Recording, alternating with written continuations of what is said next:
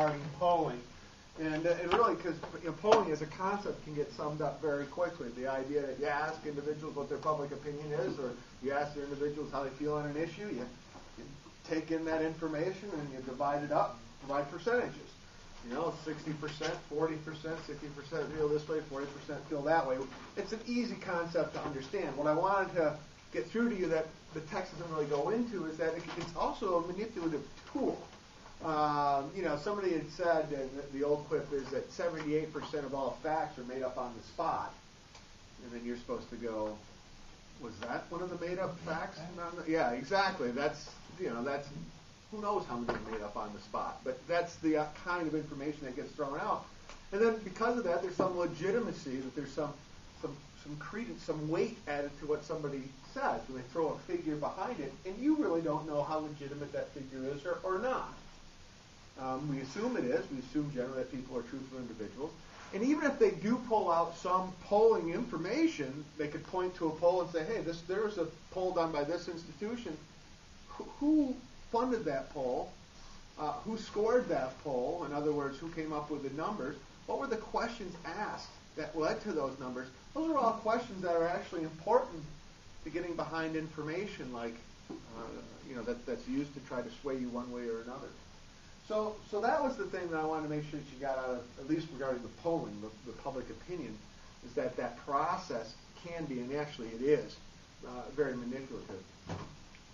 The thing we didn't get a chance to really talk about in great detail is we began to talk about socialization, but we didn't get into the assimilation, amalgamation, and combination, which I assume you guys are going to be talking about today. So let me kind of hit on that real quick. It is in the lecture notes online, assimilation, amalgamation, combination. It's not in the text. But it's very important when we start to talk about where our beliefs come from. If we're talking about opinions, we're talking about beliefs, we're acting on those beliefs. Beliefs lead to ideology,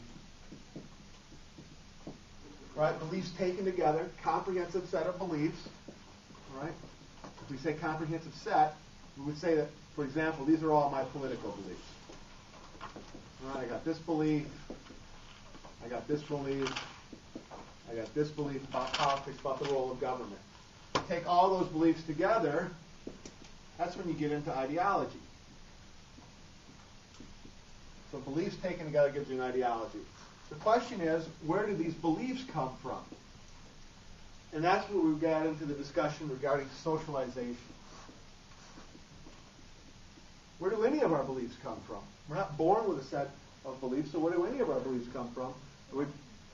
Being socialized. Being socialized by who? By whom? By what? Yeah, institutions, but really those institutions, whether you're talking about your family as an institution or the education, you're really talking about people. We get our ideas from other individuals. Really. Okay? Those standard or set foundations of our beliefs come from other individuals, and then you and I, through observation, will test those beliefs as they're conveyed. Somebody says to you, the sun's going to come up tomorrow, and that's a belief. I believe the sun will come up tomorrow. The sun's going to come up every day. Well, that's a belief. And how do we test that? Well, you wake up and, hey, look at that, sun came up. And so eventually you adopt that belief, and you agree and you'll pass that belief on. Somebody says, hey, there's a Santa Claus. And you believe that there's a Santa Claus. And then one day, your brother ruins it for you. Yeah, exactly. There isn't? Well, I don't want to hurt anybody's feelings. Yes, we'll just say that it's like the whole debate regarding greenhouse gases and global warming. It's unsettled science as far as Santa Claus goes. The bottom line is that we test those beliefs, and if we're told it's A, it's told it's A, it's told it's A, and then all of a sudden, based on our observations, usually not once, but a preponderance of the evidence, we will make a decision that if it's B long enough that really it's not A, it's B, and we adopt that as our belief, and that's what's ultimately passed on. So individuals pass on beliefs. We, throughout our lifetime, will test those and adopt those beliefs if we believe them to be true or factual. Early on, when you talk about your parents, why not trust your parents? What else do we have to choose from? We haven't had any observations. That's why parents are so important that foundation that the parents give is so important. But these forces, right, if we talk about proximate versus non-proximate, your non-prox forces over time, parents, right, your siblings, your peers, okay, individuals early on. Again, we get a lot of information, particularly from our older siblings, not so much from our younger siblings, and from our peers, from what their parents have told them, or they're older. And then our K-12 education, more K than 12, and we're talking primary, then secondary. And primary has a lot more of an initial impact on shaping you than secondary does. And that, like the wet clay analogy, over time, beliefs, opinions, ideologies become set. And though you can still change over time based upon observation, even those old dogs can learn new tricks, it becomes much more difficult because you've had a lifetime of observation, you've tested your beliefs, you've come to the conclusions that this is correct, this isn't. And so really down here, up here it's malleable, we're shaping, free shaping. Down here you got to chip away. Something really has to happen to really challenge and shatter those beliefs that we hold by this time.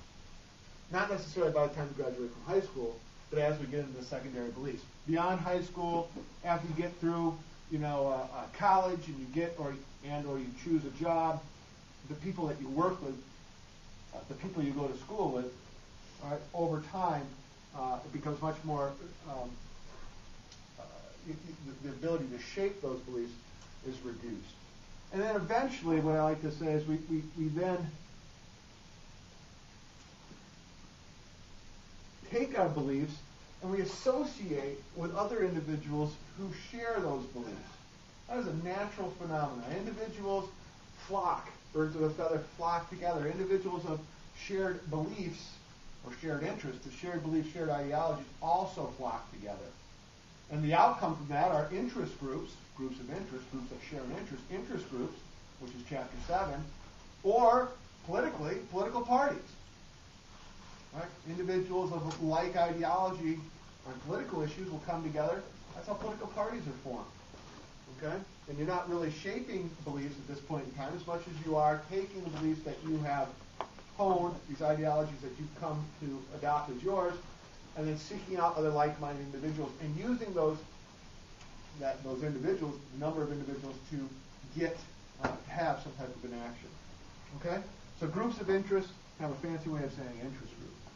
The key non-proximate force, just as important and happens throughout your lifetime, is media. Right? And media includes all things through which ideas are transferred through.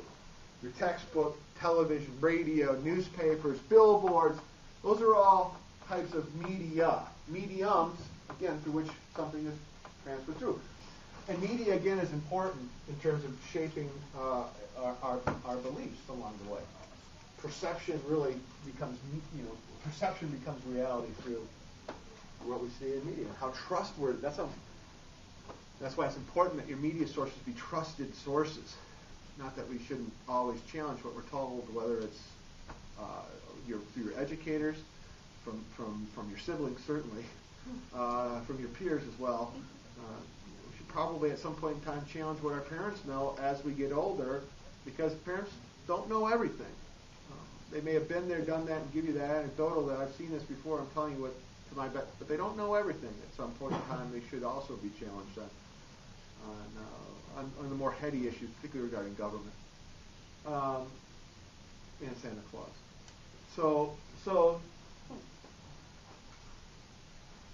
media is a force, non-proximate.